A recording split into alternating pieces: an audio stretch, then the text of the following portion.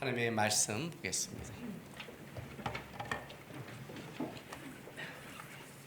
요한복음 2장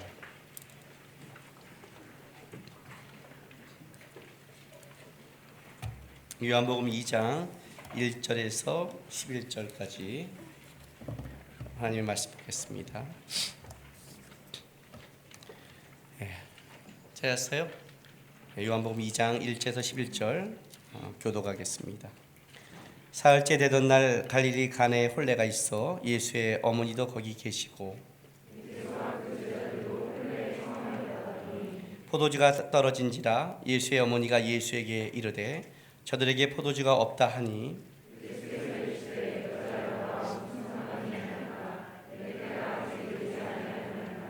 그의 어머니가 하인들에게 이르되 너에게 무슨 말씀을 하시든지 그대로 하라 하니라.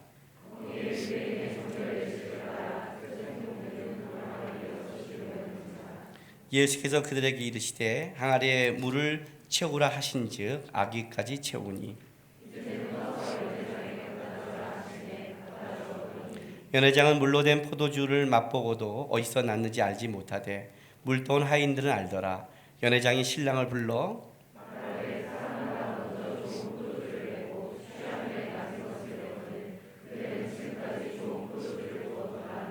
같이 있습니다. 예수께서 이 첫 표적을 갈릴리 가나에서 행하여 그의 영광을 나타내심에 제자들이 그를 믿으니라. 아멘. 요한복음 2장의 갈릴리 가나에서 물로 포도주로 만든 이 사건은 예수님의 첫 번째 표적을 익히는 사역의 시작의 첫 번째입니다. 아마 조금 성경에 대해서 이렇게 많이 알지 못하더라도 갈릴리 가나에서 물로 이 포도주로 바꾼 사건은 많은 사람이 알 겁니다. 왜냐하면 그만큼 그 첫 번째 사건이라는 것은 굉장히 중요하게 인식되기 때문에 그렇습니다. 그런데 이제 우리가 한번 좀 생각해 볼 문제는 뭐냐면 예수님이 하신 이 3년의 삶을 이렇게 추적하다 보면 그 3년의 삶에서 예수님이 한 것이 이렇게 정확하게 그의 그 메시아적 설명을 하나씩 감당하고 있다는 거예요. 예수님과 우리의 차이점이 뭐냐면 우리는 우리가 살아가는 것이 무엇 때문에 살아가고 지금 여러분이 이 자리에 있는 그 이유조차도 모를 때가 있어요. 그렇죠? 이제 얼떨결에 오기도 하고 지나가 보니까 그것이 은혜였다고 말도 하고 그렇게 말하지만 예수님께서 3년의 이 공생의 사역을 그렇게 막 살지 않았거든요. 메시아가 33년을 이 땅에 살면서 30년을 순종하고 3년의 공생인데 이 공생애가 얼마나 하나님 앞에 철저히 순종하며 갔겠어요. 그러니 그 예수님의 하나하나 행동들은 굉장히 그 중요한 것이 있는데 그 중에 이제 첫 번째 이적이라 그러면 사실은 굉장히 중요한 의미를 가지고 있죠. 첫 번째라는 거는 그 시작부터 어떤 다른 걸 가지고 있단 말이에요. 또 이 첫 번째 그 이적을 하고 있는데 그러면 뭔가 이렇게 확 드러나야 되는데 실제 우리가 지금 이렇게 보고 있지만 당시를 살아가는 사람의 입장에서 본다면 이 표적은 또 대단한 게 아니에요. 왜냐하면 이 표적을 알고 있는 사람은 현재 마리아와 하인들과 몇몇 제자예요. 마태도 나중에 부름받고 그러니까 몇몇 제자. 사도 요한이 썼으니 요한은 분명히 이 자리에 있을 때고 야고보, 안드레, 베드로 몇몇만 이 자리에 따라 있었겠죠. 근데 이 몇몇만 알 수 있는 이 표적을 왜 예수님은 첫 번째로 사용했냐는 거예요. 혼인잔치집에서. 이왕 시작한다면 좀 더 분명하고 획기적이고 우리가 알만한 것 그렇게 해야 되는데 시작 자체가 별로 드러나지도 않고 그리고 이것이 혼인잔치집에서 먹고 마시며 즐기면서 거의 포도주 채워지는 거 아니에요. 오해받기도 쉽죠. 그러지 않겠어요? 여러분들은 참 웃기는 사람들이에요. 서로 살아가면서 하면 다 오해함이고 다 하면서 예수님에 대해서는 그렇게 믿지도 않으면서 또 오해도 안 하는, 그러니까 관심이 없는 거죠. 관심이 없으니 오해할 것도 없는 거죠, 그죠? 굉장히 믿음 있는 건데 그렇지 않아요. 왜냐하면 이 사건이 여러분 처음 시작한 사건은 굉장히 중요한 거예요. 왜냐하면 그게 각인되거든요. 제가 우리 목사들이나 전사들 딴 사역지에 갈 때 뭐라고 말하냐면 처음 1년을 그냥 열심히 찍소리 말고 하라고 그래요. 왜냐하면 처음 1년을 그렇게 하면 어떻게 각인되냐면 열심히 하는 분. 그러다가 좀 이렇게 살짝 빠지면 바쁘신가 봐 이렇게. 근데 처음부터 땡땡이 치면 어떻게 되죠? 그게 이제 각인되면 바꾸기가 힘들죠. 이 처음 이미지는 굉장히 중요한 거예요. 실제로 세례 요한의 첫 번째는, 세례 요한은 어떻게 시작했냐면 사역을 금욕과 금식으로 시작했어요. 광야에 가서, 아시죠? 약대터로를 입고, 그리고 거기서 외쳐댔죠. 회개하라 독사의 자식들아. 그래서 이스라엘 백성들에게 울림이 됐죠. 400년이 끊겼었는데 한 선지자가 광야에서 진짜 금욕하고 금식하며 살아가면서 거기서 외쳐댔으니까. 그런데 예수님은 어떻게 시작했냐면 시작을 먹고 마시며 즐기면서 시작했어요. 그럼 어떤 이미지가 되는 거예요 도대체요? 어떤 이미지가? 이 이미지는 사실 충격적이거든요. 자, 마태복음 9장 14절 보세요.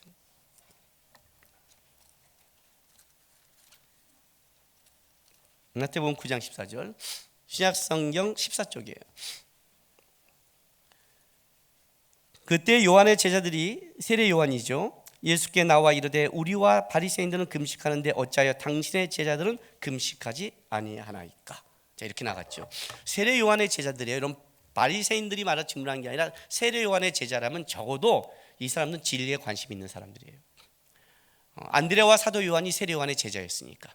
거기다가 세례 요한의 보라 세상죄를 주관하는 하나님의 어린 양을 봐라 그 말을 갖고 따라왔잖아요. 그러니 많은 세례 요한의 제자들이 누굴 보고 있어요?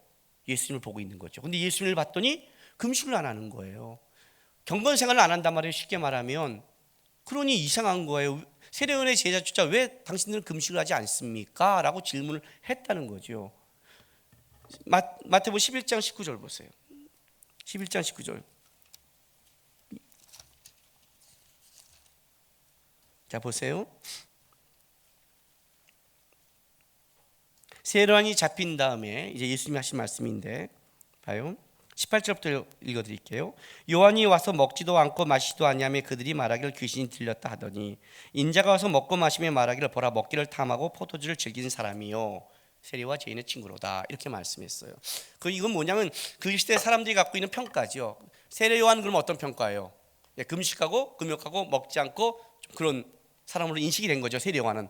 그러니까 그걸 보고 이제 세례 요한을 하나님의 사람으로 인정하면 안 되니까 뭐래요? 귀신 들렸다라고 이제 넘어갔는데, 예수님의 평가는 놀랍게도 금식하고 금욕하고 살아가는 게 아니라 먹고 마시기를 즐기며 포도주를 탐하는 걸로 예수님을 평가했죠.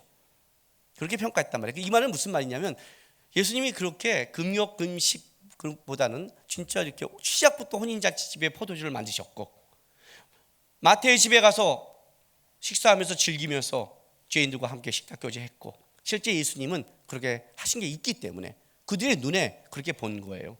예수님의 이미지, 이건 치명적인 거죠.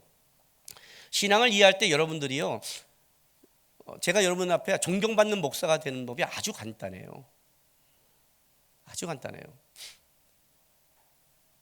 차를 모닝으로 바꾸고, 집은 임대 아파트 살면서 사람이 좀 조금 받고, 아침마다 와서 기도하고, 딱 이렇게 왔을 때 지금 헐쭉해서 오는 거죠. 목사님 왜 그러세요? 3일 금식했습니다. 이렇게 살아가면 여러분들이 저를 어떻게 존경하냐면 역시 우리 목사님은 성자야, 이렇게 생각할 거예요. 여러분, 왜냐하면 여러분의 신앙적 기준은 윤리 도덕이니까. 이런 말이 있어요. 성도들이 목사를 알아줄 때는 언제냐면 목사가 죽어 자빠질 때 알아준다 그래요. 그건 진리예요. 그걸 보이지 않고 목사님이 이렇게 웃고 다니면 살만한 거구나. 근데 목사님이 커피를 먹고 직 하고 쓰러지면 왜 코피가 안 나는지 모르겠어. 설교하다 보면 찔러야겠어. 이렇게 팍 찔러야겠어. 하면 우리 목사님이, 목사는 죽어 자빠질 때만 알아준다고 그래요. 왜냐하면 그건 성도들이 갖고 있는 기준이 윤리 도덕이니까. 뭔가 앞에서 금욕하고 금식하고 그렇게 가봐야 철철 피를 흘려야 따라가고, 그렇지 않은 것 같으면 뭐야 목사님인데 뭘 그래, 이런 식이라는 거죠. 예수님도 똑같은 평가를 받은 거예요. 똑같은 것. 그런데 그러면 예수님이 이 평가를 받는 거는 예수님 편에서는 좀 억울하잖아요. 그런데 사실 시작부터 예수님 혼인잔치부터 시작했어요. 기적의 첫 번째가 포도주라니까요. 진짜 이렇게 말하면 포도주를 즐겨하는 사람 같지 않으세요? 6 항아리를 만들어냈는데 이렇게 따지면 그렇잖아요. 우리 목사님들 사역에 뭐가 있는 줄 아세요? 부목사님들 먹사라고 그래요. 먹사. 목사가 아니라 우리는 먹사다. 왜? 신방을 가면 밥을 내와요. 근데 밥을 또 무지하게 많이 내와요. 목사님이 뭐 자기 한 번 대접하는 거라고. 그런데 담임 목사님은 먹다가 어떻게 한 줄 아세요? 다 먹으면 좀 내려놔요. 그럼 그걸 누가 치워야 되냐면 따라오는 부목사들이. 그러니까 술상무가 있고 밥목사가 있어요. 진짜 그렇게 쪄요. 그걸 해결하는 거예요. 진짜 그렇게 먹어줘야만이 성도가 한다고 그래서요. 진짜 그렇게 해요. 가서 제가 여러분 음식 먹으면서 맨날 반찬 타령 한다 보세요. 여러분 얼마나 그랬어요. 목사님 이게 뭐야? 그럴 거 아니에요. 그렇죠? 그렇게 시작하면 안 되잖아요. 그렇게 시작하면. 예수님 그렇게 시작했다는 거예요. 그리고 실제로 예수님 그런 평가를 받고 있는 거예요. 먹는 것과 포도주를 즐겨하는 자. 세례요한 제장까지 왜 당신은 금식하지 않습니까? 그러고 시작했어요. 근데 예수님은 기꺼이 이거를 첫 번째 사역으로 가져온 거죠. 그렇다면 이 가나의 포도주를 만든 사건은 단순하게 어느 혼인잔치집에 물을 포도주로 바꾸는 그런 사건이 아니라는 거죠. 그러니까 이적의 사건이 아니라 이건 표적이라는 거예요. 표적이란 건 어떤 걸 가지고 있냐면 그 표적 자체를 말하는 게 아니라 그것이 다른 것을 바라보고 있는 거, 상징적인 거죠. 그게 표적이에요. 표적은 상징성을 갖고 있어요. 그 자체가 아니라 이게 말하는 게 있다는 거죠. 예수님이 물로 포도주를 만든 사건, 그것도 혼인잔치에서 만든 사건은 어떤 상징을 가지고 있다는 거예요. 그 상징이 중요하다는 거죠. 상징이. 그래서 오늘 이 대화를 보면 이 대화는 단순히 이 포도주를 만드는 사건의 대화가 아닌 어떤 깊은 의미가 있다고 마리아와 예수님의 대화를 보면 알 수가 있어요. 그렇죠? 일반 대화가 아니죠. 봐요. 요한복음 2장에 자 일단 1절부터 볼게요. 사흘째 되던 날 갈릴리 가나에 혼례가 있어 예수의 어머니도 거기 계시고, 혼례 결혼식이란 뜻도 있지만 결혼잔치란 뜻도 있어요. 유대인들은 결혼식에 결혼잔치를 일주일을 해요. 그러니까 긴 시간을 하죠. 그러니까 이 시간 먹고 마시니 포도주가 얼마나 많이 필요했겠어요. 진짜 잘 먹는 사람 온 거예요. 진짜 잘 먹는 사람 온 거예요. 왜냐하면 보통 이런 잔치를 하면 넉넉하게 해놓거든요. 이게 중간에 떨어질 정도면 진짜 주님교회 청년들 같은 사람들이 온 거죠. 무지하게 많이, 몇 명이 눈이 탁탁탁 들어오네요. 잘 먹는 그런 사람이 온 거예요. 그 떨어졌어요. 그리고 아마 이 사람들은 예수님과 굉장히 긴밀한, 어떤 때는 친척이란 말도 있어요. 왜냐하면 마리아와 이렇게 예수님까지 다 초청받았다는 거고, 마리아가 이렇게 이 결혼식에 포도주가 떨어지는 것까지 알고 예수님께 얘기할 정도라면 그냥 초청받은 사람이 아니라 여기에 하나하나 볼 수 있는, 관여할 수 있는 그런 사람이라는 거죠. 친척이 아니겠나라고 보고 있어요. 어쨌든 이게 보다가 떨어져서 예수님께 이제 왔죠. 와서 2절에 예수와 그 제자들 혼례의 청을 받았더니 포도주가 떨어진지라 바닥이 났다. 이런 상태예요. 완전히 바닥이 난 상태예요. 예수의 어머니가 예수에게 이르되 저들에게 포도주가 없다 하니 예수께서 이르시되 여자여 나와 무슨 상관이 있나이까 내 때가 아직 이르지 아니하였나이다. 그의 어머니가 하인들에게 이르되 너에게 무슨 말씀을 하시니 그대로 하라 하니라. 자, 이게 보통 모자의 대화가 아니죠. 엄마와 자식의 대화가 아니에요. 일단은 이제 마리아는 왜 예수님께 왔는가? 이것도 재미있어요. 왜냐하면 그 전에 예수님께서 어떤 이적을 행한 적이 없거든요. 그럼에도 왔다는 거예요. 그냥 뭐 이 당시의 상황에 아마 마리아의 남편 요셉은 죽었다고 봐요. 그러면 장남이니까 그냥 장남이니까 와서 할까요? 그러기에는 이 바닥, 그죠? 뭔가 마리아는 여기 예수님 올 때 뭔가 기대감이 있겠죠. 뭔가 이제 그걸 찾는 거죠 나중에. 그러나 어쨌든 그 반응을 듣고 예수님의 말씀이 이게 이제 좀 우리가 상식적으로 이해하지 못하는 말이에요. 여자요 나와 무슨 상관이 있나이까 내 때가 아직 이르지 아니하였나이다. 자, 여자여 나와 무슨 상관이 있나이까. 이제 우리 한글 표현으로는 진짜 이거 버르장머리 없고 싸가지 없게 말하는 거예요. 그런데 이제 헬라 표현은 이렇지는 않아요. 헬라 표현은 표현상 정중한 표현을 썼어요. 그러니까 좀 더 의역을 해준다면 사랑하는 여자여 저 일이 우리와 무슨 상관이 있습니까? 이런 표현이에요. 좀 부드럽게 사랑하는 여자여 저 일이 우리와 무슨 상관이 있습니까? 그래도 이해 못하죠. 어머니인데 우리 아내가 우리 하람이한테 뭘 일을 시켰는데 하람아 진짜 집에 가서 떨어져서 하람아 이거 어떻게 되니 다 떨어졌는데 어떻게 하면 좋겠니 막 했더니 하람이가 사랑하는 여자요. 그 일이 우리 집안과 무슨 상관이 있습니까? 그럼 우리 집안 돌 거예요. 와서 막 그냥 저런, 여보 저것이 나한테 사랑하는 여자라고 할 뿐 아니라 그래도 그렇지 내가 도와줬는데 저것이 얼마나 이기적이냐면 우리 집안과 상관없다고 어떻게 저럴 수가 있어. 예수 믿고 목사 될 놈이 말이야 도와줄 생각 안 하고 아마 저한테 지랄지랄 했을 거예요. 진짜 그러지 않겠어요? 이거 아무리 정중한 편을 써. 왜냐면 내가 이걸 보면서 너무너무 재미있었던 게 뭐냐면 추석에서 어떻게든 우리 예수님을 깎아내리면 안 되잖아요. 그잖아요. 그러니까 많은 사람들이 이글 보면 예수님이 굉장히 그렇게 쓴 것 같지만 실제로는 헬라어로 굉장한 정중한 표현이고 한다면 살아가는 여정 쓰고 있는데 나는 이렇게 변명하는 게 더 웃겨요. 지석에서 이렇게 변명하는 게 더 웃긴 거예요. 어쨌든 이거는 상식적으로 납득할 수 없는 단어죠. 어쨌든 아무리 사랑해도 어머니한테 이렇게 표현 쓰면 안 되죠. 그런데 놀라운 건 뭐냐면 마리아가 당연히 받아들여요. 그리고 가면서 뭐라고 말하냐면 하인들에게 이르되 너에게 무슨 말씀을 하든지 그대로 하라 이렇게 말하는 거예요. 무슨 말씀을 하든지 그대로 하라. 그러니까 지금 마리아는 받아들이고 있고 예수님도 내 때가 되지 않은 이 모습에 이거는 단순히 어머니와 자식의 관계를 넘어섰다는 거죠. 마리아도 예수님께 왔을 때 뭔가 자기 아들을 넘어선 말이 있었을 것이고 예수님 또한 이 말 속에 분명한 게 뭔가 다른 게 있었다는 거예요. 그런데 이렇게 예수님이 버리지 않듯이 말하는 것이 처음이 아니라는 거죠. 그 전에도 있었습니다. 누가복음 2장.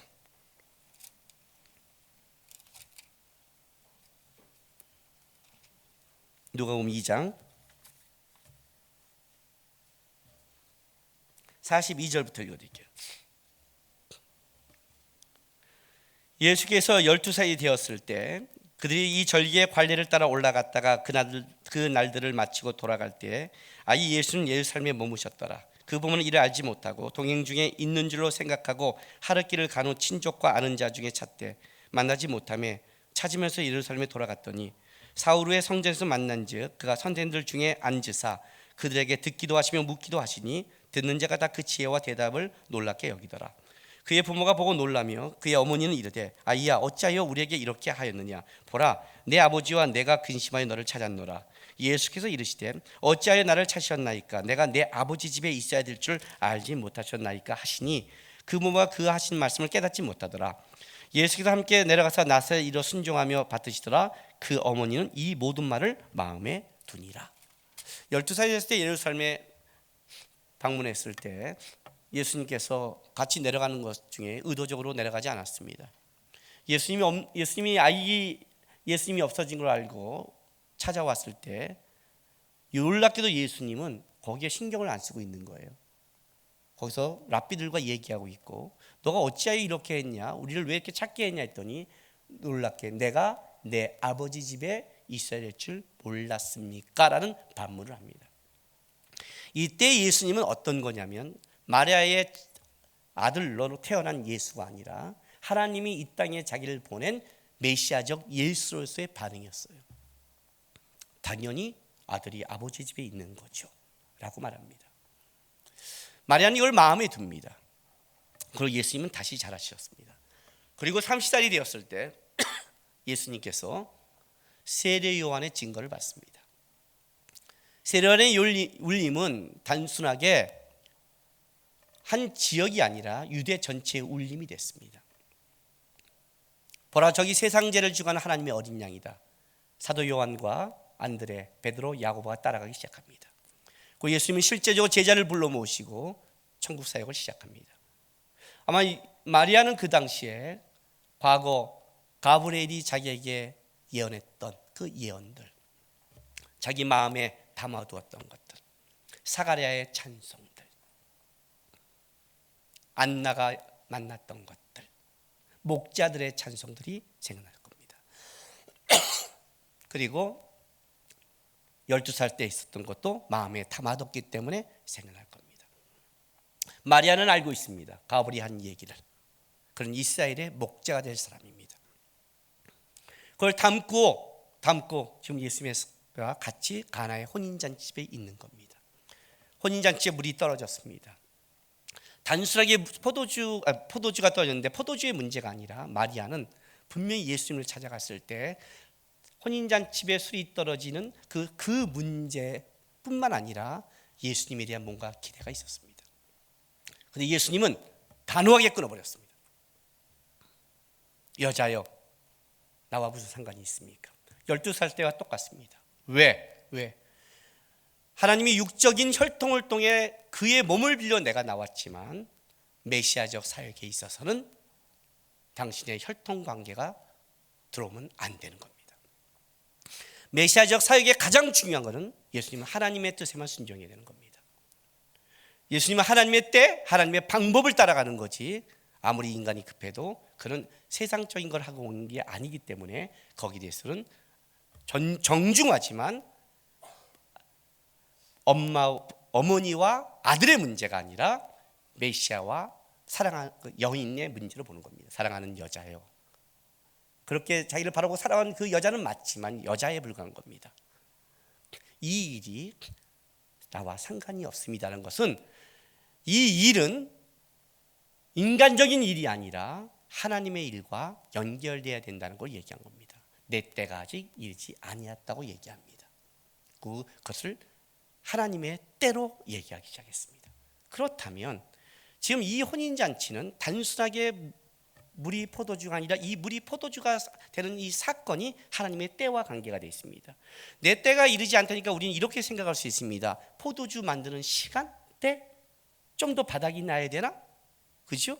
지금 마리아가 말할 때는 아니고 그 다음은 맞는 걸까요? 아니요, 그렇게 보면 안 되죠. 왜? 어차피 연회장도 모르고 있잖아요. 어차피 이거는 알 사람은 하인들하고 제자하고 마리아밖에 모른다는 거죠. 그게 좀 미리 만들든 후에 만들든 무슨 상관이에요. 미리 만들어도 제자들도 알고 다 알 텐데 왜 단순히 그 시간을 조금 늦추는 게 그 10분, 20분, 30분 때가 뭘 이렇게 중요하게 했어요. 지금 이 잔치를 시작하면서 예수님께서는 때라는 것을 갖고 왔는데 여러분 이건 좀 더 깊은 복선이 깔려 있는 겁니다. 우리가 지금 이 시작 속에 이 가나의 혼인잔치는 한 사건이 아니라 메시아적 사역의 시발점이 되는, 시작이 되는 중요한 것을 알리는 사건이기 때문에 그렇습니다. 자, 요한복음 7장 보세요.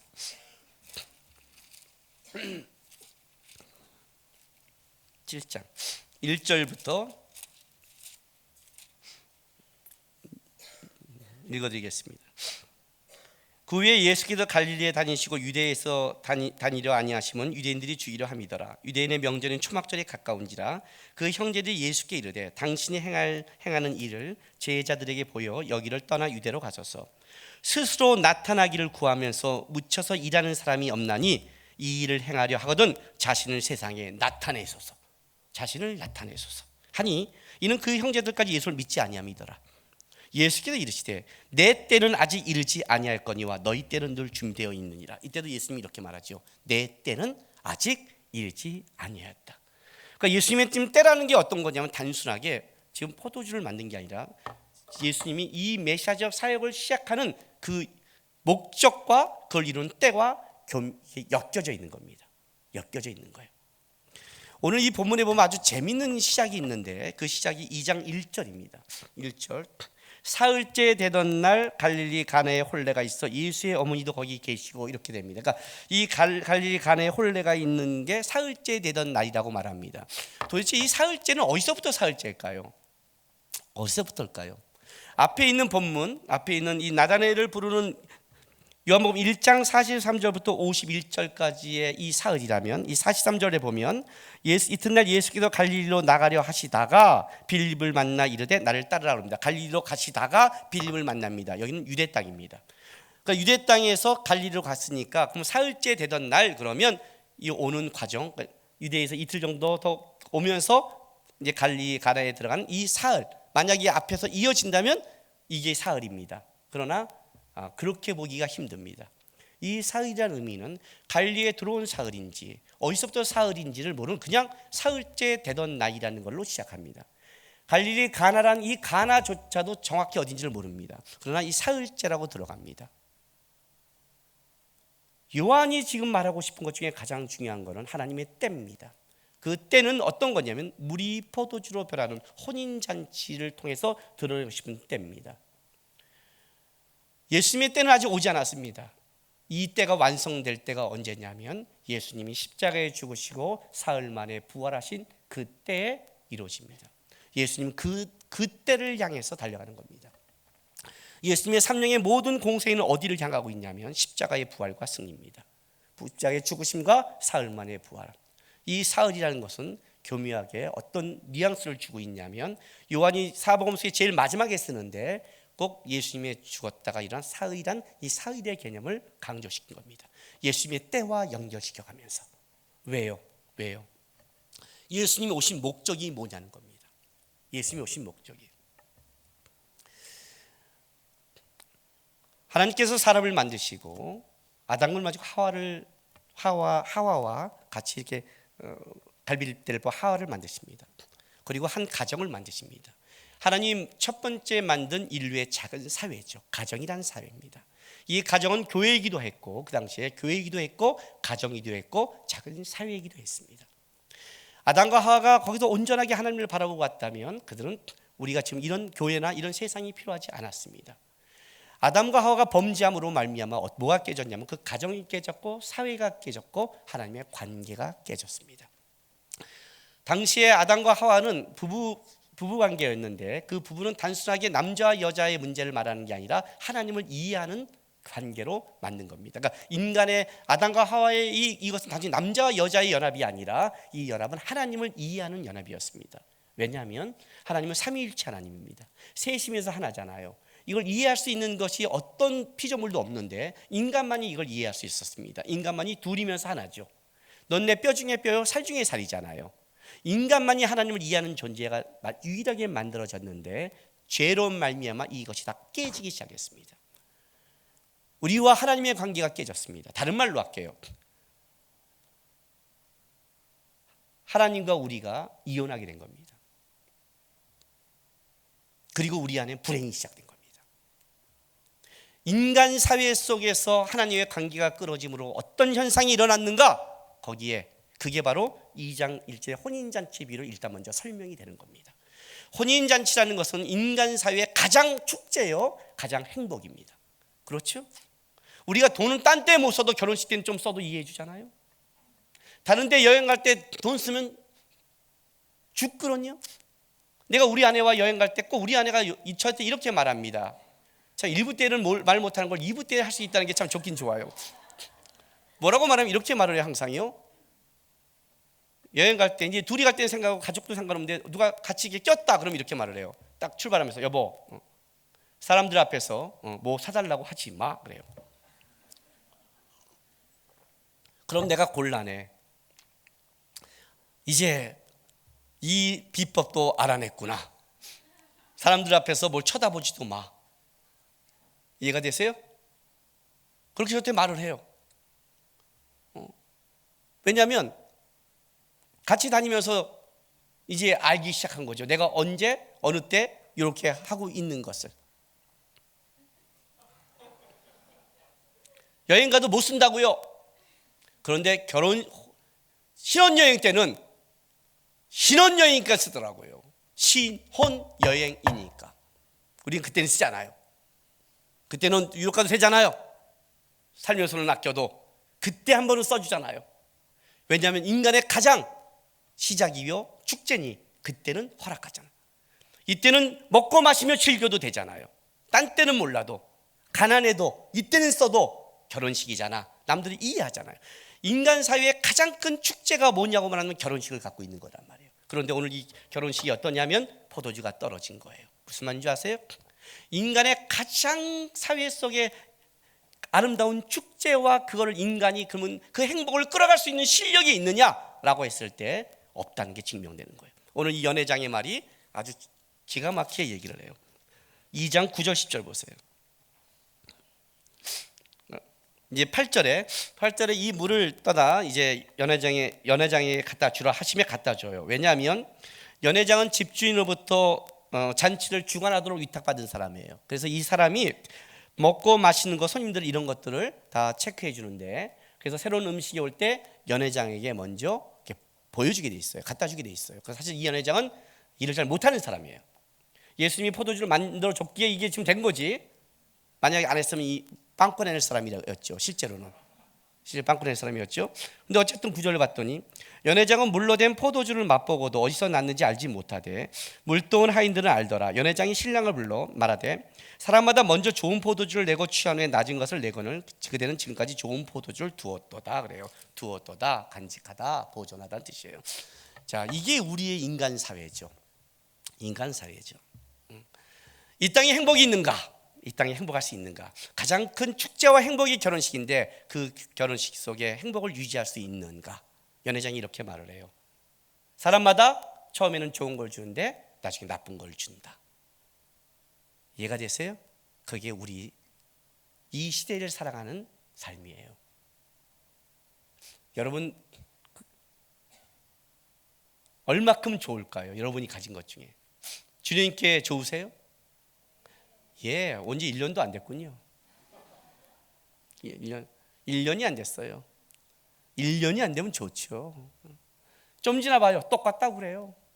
좀 지나봐요. 더하다고 그래요.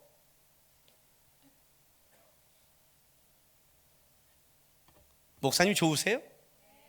예, 저랑 별로 안 친해요. 거리가 있어서 그래요. 조금 가까워져 봐요. 목사님이 그럴 거예요. 우리 결혼식 하면 이렇게 말하죠. 제가 결혼식 주례할 때 할 때마다 어른들이 아멘으로 답한 게 있어요. 여기 있는 결혼식 하고 있는데 여기 온 많은 사람들 중 어른들 중에서 분명히 이렇게 생각하는 사람이 있을 겁니다. 좋겠다. 6개월만 지나봐라. 석 달만 지나봐라. 그러면 어른들이 어떻게 하면 하하하 웃어요. 차마 아멘이란 말을 못하고 아멘을 하하하 이렇게 웃어요. 뭔지 아세요? 동의한다는 뜻이에요. 원래 아멘이 그거잖아요. 내가 거기에 나도 그 기도에 동의하고 그렇게 생각합니다처럼 하하 다 웃어요. 왜? 겪어봤거든. 처음에는 좋았는데 그 좋은 걸 유지할 힘이 없거든. 인간 사회에서 인간의 힘으로 끝까지 유지할 게 아무것도 없다는 거예요. 아무것도 없어요. 처음에는 좋아 보이겠죠. 지나가 보세요. 진짜 좋아 보일까요? 아니에요, 여러분. 그렇지 않아요. 좋아 보였다면 거기서 뭔가 뽑아 먹을 게 있고 욕심이 있었겠죠.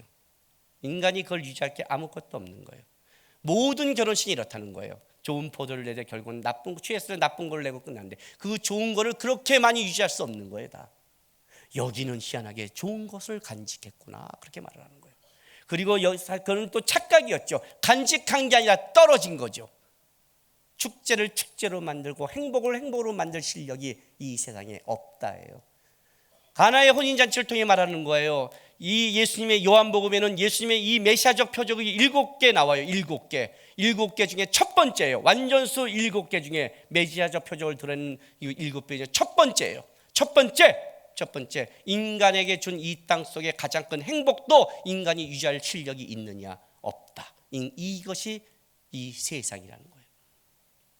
우리가 살아가는 세상. 그러니까 여러분 이 땅에서 행복을 구하고 이 땅에서 아름다움을 구하고 이 땅에서 만족을 구한다면 아무것도 없어요. 여러분이 구하면 여러분 더 타락할 거예요. 이 땅에서 구할수록 타락해요. 이해가 되세요? 제가 여러분에게 이 예와 같은 거 기억나세요? 내가 식당 중에 최고로 감격했을 때가 전도사 때 간 빕스였다고.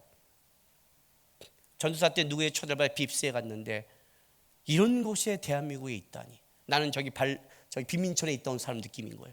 대한민국에 이렇게 있다니. 스테이크를 먹으면서 샐러드 바를 이렇게 마음대로 배터지까지 먹을 때까지 하는 이런 데가 여기 있다니. 전 충격이었고 그때 우리 모두 전도사들이 기도가 언제든지 빕스에 갈 수 있다면 우리는 행복할 거야 그래요. 저는 요즘 언제든지 빕스에 갈 수 있는 재정은 돼요. 근데 행복하냐고요? 아니죠. 그보다 더 좋은 호텔에 갔죠. 한국에서 제일 좋다는 호텔에 가서 먹기도 했죠. 처음에는 좋았어요. 여기는 질이 다르다. 여기는 말랑말랑하다. 여기는 고기의 두께도 다르다. 어쩌면 이 회 색깔도 다르니 감격을 했죠. 두 번째 갔어요.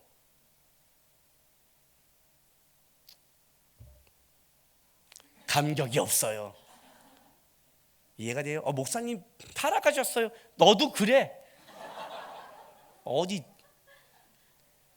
저는 그래서 말했잖아요. 거기서 인생의 모든 게 끝났다고요. 그럼 내가 그 다음에 구할 게 뭐예요? 이 땅에서 만약 먹는 거에 내가 행복을 쫓으면 그 다음이 뭘까요? 맛집 찾겠죠. 맛집 따면은 이상한 거 찾겠죠. 상어 지드러미, 원숭이, 굴, 뭐 머리, 해골 뭐 다 찾겠죠. 그죠? 뇌. 그 다음에는 이상한 거. 그 다음에는 변태죠. 뭐. 안 그래요? 미인을 주면 잘 살아요? 아니죠.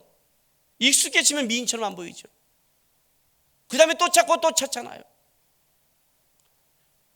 세상에 어떤 게 만족이 가능할까요? 안 된다는 거예요. 세상은 만족할 수 없다는 거예요. 하나님의 관계가 끊어진 인간 세상의 가장 큰 축제가 될 수 없다는 게 이거예요. 그럼 우리 인생은 어떻게 해요? 아니죠. 주님이 이 땅에 오신 이유예요. 그것을 회복시키겠다는 거예요. 그래서 사도 요한은 어떻게 시작을 하냐면 이 시작의 첫 번째를 예수님이 혼인잔치로 시작을 해요. 그리고 요한계시록의 마지막도 혼인잔치로 마무리를 해요. 요한계시록 19장.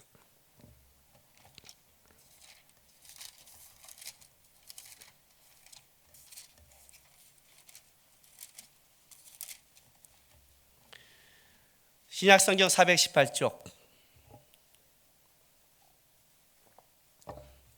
여러분 계시록 19장 1절 맨 위에 보면 이런 말이 있죠. 어린 양의 혼인잔치 써 있죠.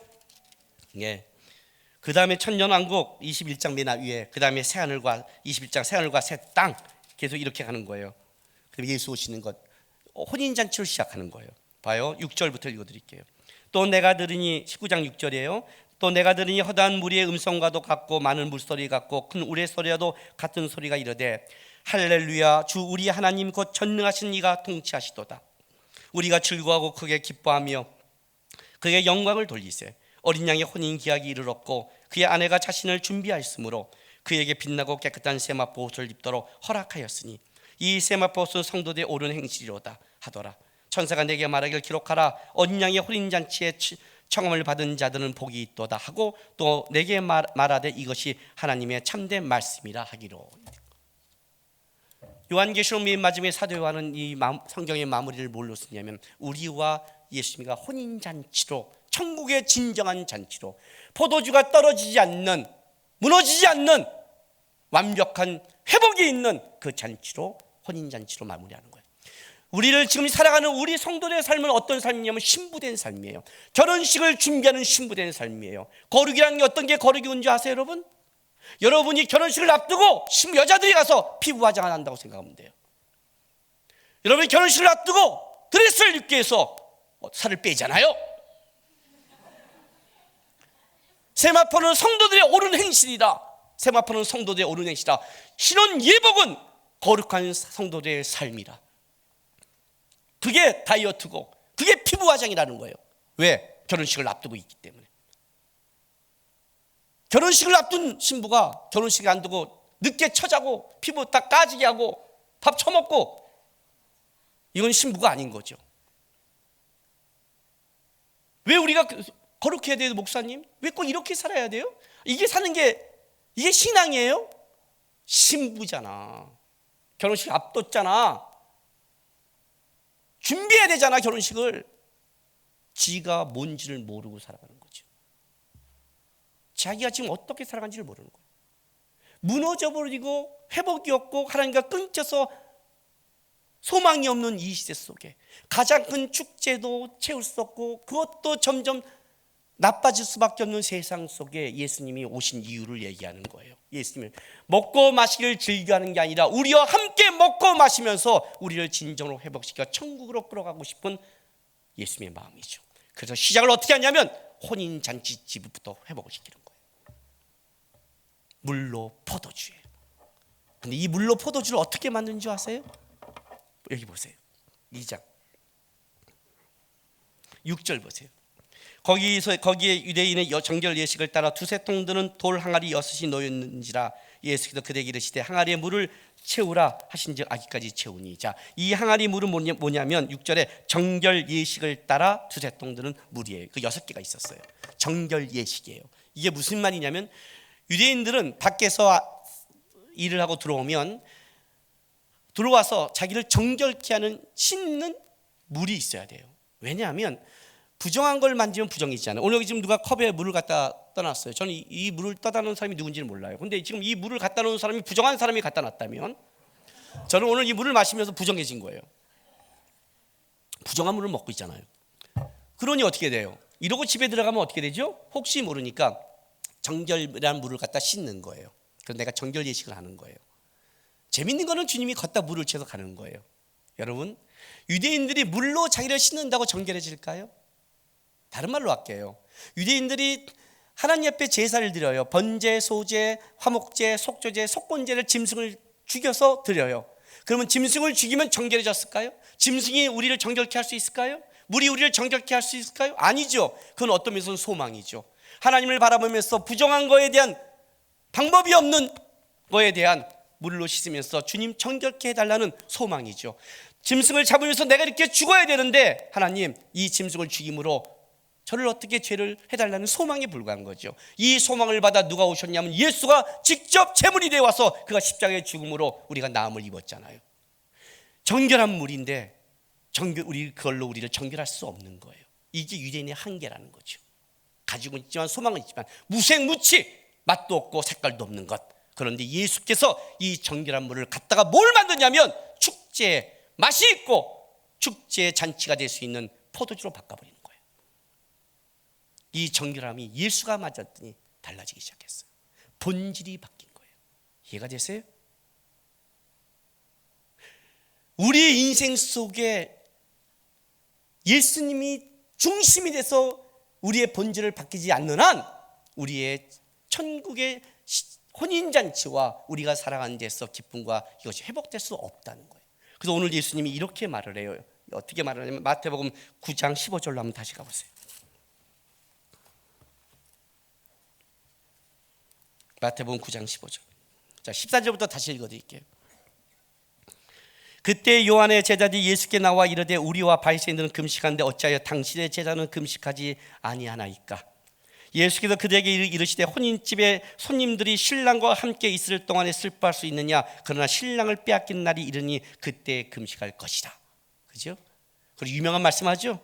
생배 조각을 낡은 옷에 붙인 자가 없나니 이는 기운 것이 그 옷을 당겨 헤어짐이 더하게 됨이요 새 포도주를 낡은 가죽 부대에 넣지 아니하나니 그렇게 하면 부대가 터져 포도주도 쏟아지고 부대도 버리게 됩니다. 새 포도주는 새 부대에 넣어야 둘 다 보존되느니라. 우리는 진짜 유명한 중요한 것은 15절인데 우리는 17절만 알고 있죠. 맨날 새 포도주는 새 부대, 와인에만 뒷다감신이 있어갖고 새 포도주에 새 포도주 부대에 담는 게 중요한 게 아니라 이걸 말하는 거예요. 어디가 중심이냐는 거예요. 신랑이 왔으면 축제라는 거예요. 신랑이 없을 때 금식하는 거예요. 세례 안의 금욕과 금식은 신랑이 오지 않는 거에 대한 한탄이었어요. 먹을 수가 없죠. 마실 수도 없고. 그러나 예수가 왔어요. 신랑이 오면, 신랑이 있을 때는 축제예요. 그가 죽을 때가 다시 금식할 때라는 거죠. 신앙생활은 내 스스로 한 종교생활이 아니라 누가 중심이라는 거예요. 예수가 있어야 축제가 되는 거예요. 예수가 우리 중심의 중심이 돼야 어린 양의 혼인잔치에 그 포도주가 끝에 가서 나빠지고 흐려지고 끊기는 게 아니라 지속할 수 있는 힘이 거기에 있다고 얘기하는 거예요. 내가 이걸 회복하러 이 땅에 왔다 이렇게 말하는 거예요. 이걸 하러. 혼인잔치 회복이 이거예요. 이제 진정한 혼인잔치가 회복될 거다. 진짜 너희가 하나님과 신랑 신부가 돼서 이제는 끊기지 않고 만족할 수 있는 삶을 내가 시작할 거다. 늑대 하나님의 때, 그 때를 살아갈 거다. 그걸 얘기하는 거예요. 오늘 마리아가 멋진 고백을 해요. 내 때가 지지 않았을 때 마리아가 멋진 고백을 해요. 하인들에게 무슨 일을 시켜도 그대로 하라 그래요. 이해가 되세요, 여러분? 우리의 본질의 변화와 삶의 변화가 여러분 안에 없다는 거예요. 무슨 일을 하는 것은 여러분 안에 없다는 거예요. 이걸 할 수 있는 유일한 것은 주님 안에밖에 없다고 얘기를 하는 거예요. 우리의 신앙은 뭔 줄 아세요? 주께서 어떻게 끌어가시던 그 길을 따라가면 되는 거예요. 그걸 따라가는 싸움이 신앙의 싸움이에요. 예수가 하는 거예요. 여러분 자신을 한번 쳐다보세요. 뭐가 있을까요? 맛도 없고 색깔도 없는 물밖에 안 되는 거예요. 우리 나가서 그러죠? 나를 물로 봐? 예, 물로 봐요. 여러분, 물이에요. 무슨 색깔이 있겠어요? 무슨 맛이 있겠어요? 예수가 빠졌는데 주께서 뜨고 가져갈 때 거기에 맛이 되고 기쁨이 되고 포도주가 되는 거예요. 그 싸움하는 거예요. 그래서 예수 믿고 가는 거예요. 난 이 하인들의 이걸 순종해야 된다고 생각해요. 물을 떠다 줘라. 떠다 줘야 돼요. 물인데요. 아니요, 가세요. 아브라함에게 3일길 가라. 모리아산으로 가야 되는 거예요. 가면 여호와 이레가 있는 거고, 떠다 주면 포도주가 되는 거고, 예수 안에서 하나님의 일들이, 축제가 벌어지는 거예요. 그 과정을 살아가는 게 시장이에요. 아셨어요? 세상에 뭐가 행복이 있냐 없냐 머리로 따지지 마세요. 없어요. 없어요. 세상에 갈수록 소망도 없고 허무하고 이거 왜 인생 살아왔나, 이거밖에 안 될 거예요. 다시 예수를 바라보세요. 우리 안에 회복시키고 끌어가시고 예수를 통해 물로 포도주로 바꾸는, 새로운 본질을 바꾸는 하나님의 일하심이 우리 안에 있을 거예요. 그걸 고백하고 맛보고 살아가는 그 기쁨을 세상 사람에게 보일 수 있는, 아무 맛도 없는 나를 이런 맛내는 인생을 살게 하셨다는 그 고백을 예수 안에서 할 수 있기를 주님의 이름으로 바랍니다. 기도하겠습니다. 이 시간 주 앞에 좀 다짐하고 나가겠습니다. 여러분, 주님 바라보시기 바랍니다. 보라 하나님의 구원을, 보라 하나님의 능력을, 너희를 위하여 싸우시는 주의 손을 봐라.